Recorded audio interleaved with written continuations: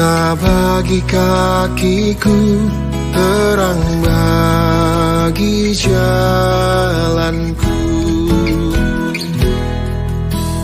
Firman-Mu pelita bagi kakiku, terang bagi jalanku.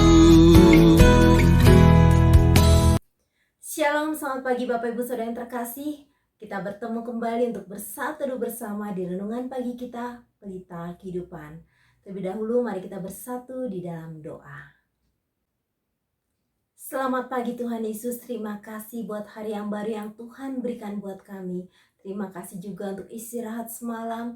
Kami boleh menikmati istirahat di dalam naungan kasih dan penyertaan-Mu, melepas setiap lelah kami. Dan pada pagi hari ini Tuhan berikan kami kekuatan yang baru untuk menjalani hari ini. Bapa, kami rindu untuk mempersiapkan hati kami untuk merenungkan kebenaran firman Tuhan yang senantiasa menjadi kekuatan bagi jiwa kami, yang menyegarkan bagi jiwa kami. Bapa, berapi hamba-Mu ini dengan setiap keterbatasan hamba-Mu ini Engkau yang menyempurnakan. Sucikan kuduskan bibir mulut hamba-Mu ini untuk menyampaikan kebenaran firman Tuhan. Dan Bapa, persiapkan setiap hati kami untuk sama-sama boleh menerima berkat lewat renungan firman Tuhan di pagi ini. Terima kasih banyak Bapak, kami mau sambut kebenaran firman Tuhan pada pagi ini dengan ucapan syukur. Haleluya, amin. Tema kita pagi ini, Tuhan hadir bahkan di situasi tersulit. Hari ini kita akan belajar dari tokoh Alkitab yang bernama Yakub. Yakub pernah mengalami situasi yang sangat sulit. Dia dicekam oleh ketakutan yang amat sangat sehingga ia harus melarikan diri jauh dari Esau. Kemarahan Esau terhadap Yakub sangat besar. Dalam Kejadian 27 ayat 41 dikisahkan, Esau menaruh dendam kepada Yakub karena berkat yang telah diberikan oleh ayahnya kepadanya. Lalu ia berkata kepada dirinya sendiri, hari-hari berkabung karena kematian ayahku itu tidak akan lama lagi. Pada waktu itulah Yakub adikku akan kubunuh. Mengetahui hal ini, Ribka memanggil Yakub anak bungsunya, lalu memintanya untuk melarikan diri. Yakub kalut mengetahui rencana pembunuhan yang akan dilakukan kakaknya. Seseorang yang sedang kalut biasanya mengalami kecemasan, lunglai, lesu, ketakutan, bingung, bahkan mungkin harapannya hilang. Dalam keadaan yang demikian, tiba Yakub di suatu tempat untuk beristirahat. Yakub merebahkan diri tanpa memikirkan situasi di sekitarnya, entah itu dingin, mencekam, atau ancaman binatang buas yang bisa saja memangsanya. Ia sesungguhnya tidak lagi memikirkan dirinya sendiri, terlebih ia lupa terhadap Allah yang dikenalnya. Di tengah tidurnya itulah kemudian Tuhan memberikan mimpi kepada Yakub sebagai sebuah afirmasi atau konfirmasi ataupun sebagai pembuktian akan penyertaan Tuhan dalam kehidupan Yakub. Yakub melihat ada tangga turun dari surga ke bumi, di mana di ujung tangga itu ada malaikat-malaikat Tuhan yang turun naik melewati tangga itu.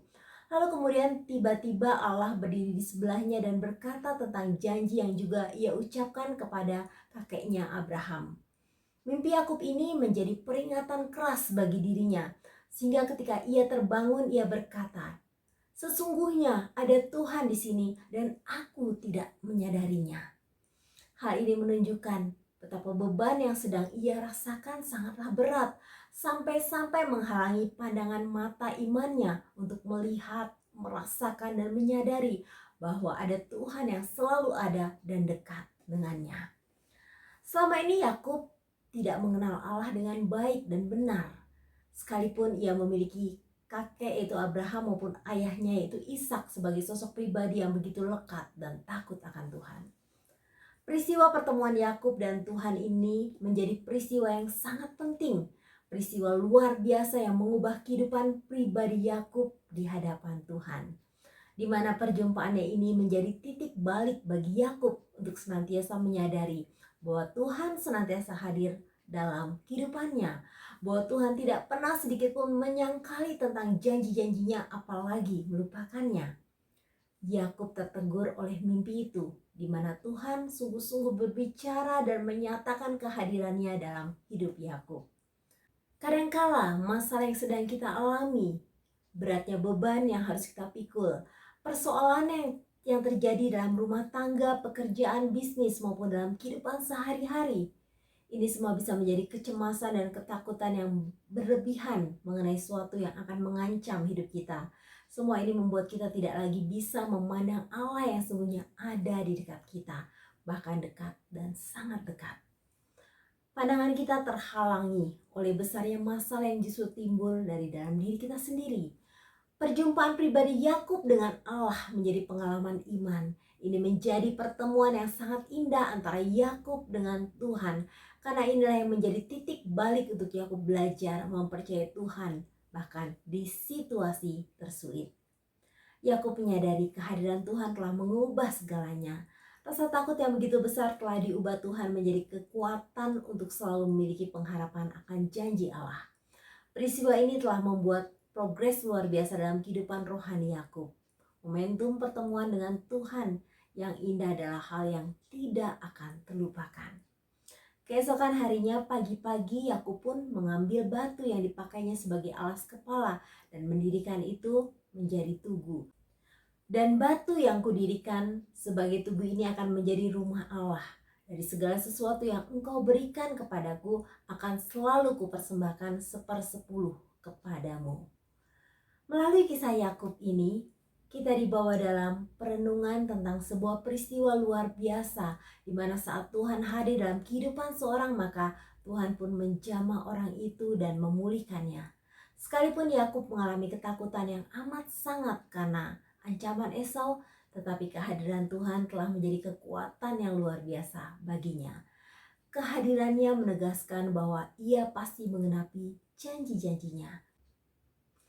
Kisah Yakub ini mengingatkan saya akan sebuah lagu dari Kidung Jemaat 401, Makin Dekat Tuhan. Sebuah kidung Kristen abad ke-19 karya Sarah Flower Adams yang mengisahkan cerita mimpi Yakub. Sarah menginterpretasikan dalam lagunya bahwa kekuatan dari pergumulan yang disimbolkan dengan salib tentu merujuk kepada salib yang merupakan simbol karya agung Kristus sebagai kekuatan mengangkat kita dari setiap keterpurukan. Itulah apa terbesar dalam hidup. Kristus pernah menanggung salib yang lebih berat dari apapun juga. Masing-masing orang percaya tentunya memiliki momentum yang indah dan berharga yang akan diingatnya seumur hidupnya dan akan menjadi catatan sejarah dalam perjalanannya. Namun momen yang paling indah dan sangat berharga ini adalah ketika seorang mengalami perjumpaan pribadi dengan Tuhan. Jadikanlah perjumpaan pribadi dengan Kristus sebagai landasan dan titik tolak yang sungguh-sungguh mengubah kita menjadi manusia baru yang membuat kita selalu mengalami penyertaan Tuhan yang sempurna. Karya Yesus Kristus lebih dari cukup untuk memberikan penghiburan dan kekuatan. Terlebih kehadirannya yang omnipresent membuat kita tidak perlu bersusah hati. Makin dekat Tuhan adalah pemaknaan yang sangat dalam ketika seorang mengalami perjumpaan pribadi dengan Tuhan. Ketika kita memaknai perjumpaan itu sebagai sesuatu yang berharga, maka sekalipun kita berbantal batu seperti Yakub yang lelah lunglai, bahkan bagai musafir tersesat, hidup kita ditenangkan, dikuatkan, dihibur, dan kembali dipulihkan. Lagu ini sangat populer hingga hampir seluruh gereja di dunia memasukkannya ke dalam puji-pujian mereka. Tetapi tahukah kita bahwa pribadi di balik hadirnya lagu ini adalah seorang wanita bernama Sarah Flower Adams, seorang pemain teater atau artis di zamannya yang mulai berfokus untuk menulis dan menciptakan karya sastra ketika karir keartisannya terhalang oleh kesehatan dirinya yang semakin hari semakin menurun akibat TBC. Ia adalah seorang Kristen yang taat dan juga senang menulis lirik dan sastra yang berbau rohani. Lirik lagu Makin Dekat dituliskan Sarah ketika suatu saat ia didatangi oleh seorang pendeta yang berbagi pergumulannya bahwa ia kesulitan untuk mendapat lagu pujian yang berhubungan dengan tema khotbah yang diambil dari Kejadian 28 ayat 11-19. Sarah begitu semangat menawarkan diri untuk menuliskan lagu bagi pendeta ini, sehingga ia benar-benar menggumuli kisah Yakub ini, dan seminggu kemudian terciptalah lagu Makin Dekat Tuhan. Pergumulan dan perenungan Sarah berdasarkan kisah Yakub ini juga erat hubungannya dengan situasi dan kondisi hidupnya saat itu. Sebagai penderita tuberkulosis tentunya ia harus berjuang dengan pergumulan antara iman dan kenyataan. walaupun pada akhirnya ia meninggal karena penyakit ini. Akan tetapi kisah hidup dan perjuangannya menginspirasi dan melahirkan satu karya yang besar yang seakan tak lekang oleh waktu. Hingga kini lagu ini tetap menjadi lagu yang terkesan bagi banyak orang. Bapak Ibu Saudara yang terkasih, Tuhan selalu ada dalam hidup kita, bahkan dalam situasi tersulit. Jangan pernah putus pengharapan. Mari jalani hari ini dengan sukacita karena Tuhan selalu menyertai. Tuhan Yesus memberkati. Terima kasih Tuhan, jalanmu adalah jalan yang terbaik dan jalan terindah. Sudiku tak mengerti jalan-jalanmu Tuhan, bagai di belantara yang kelam. Tanpa seribu tanya, namun tetap percaya, jejakmu Tuhan sungguh sempurna. Seringku tak mengerti jalan-jalanmu Tuhan, bagai di belantara yang kelam.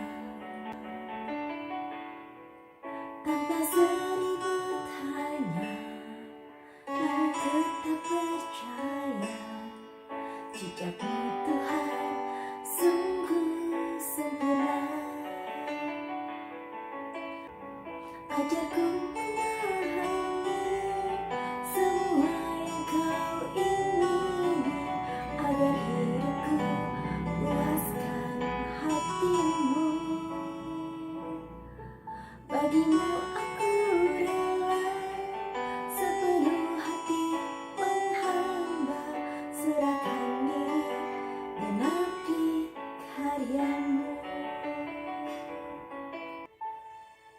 Sudiku tak mengerti jalan-jalanmu Tuhan, bagai di belantara yang kelam. Tanpa seribu tanya, namun tetap percaya, jejakmu Tuhan sungguh sempurna. Seringku tak mengerti jalan-jalanmu Tuhan, bagai di belantara yang kelam.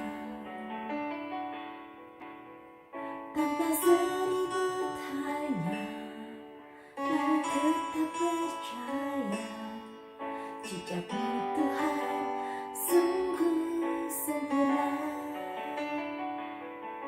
Ajarku memahami semua yang kau ingini, agar hidupku puaskan hatimu.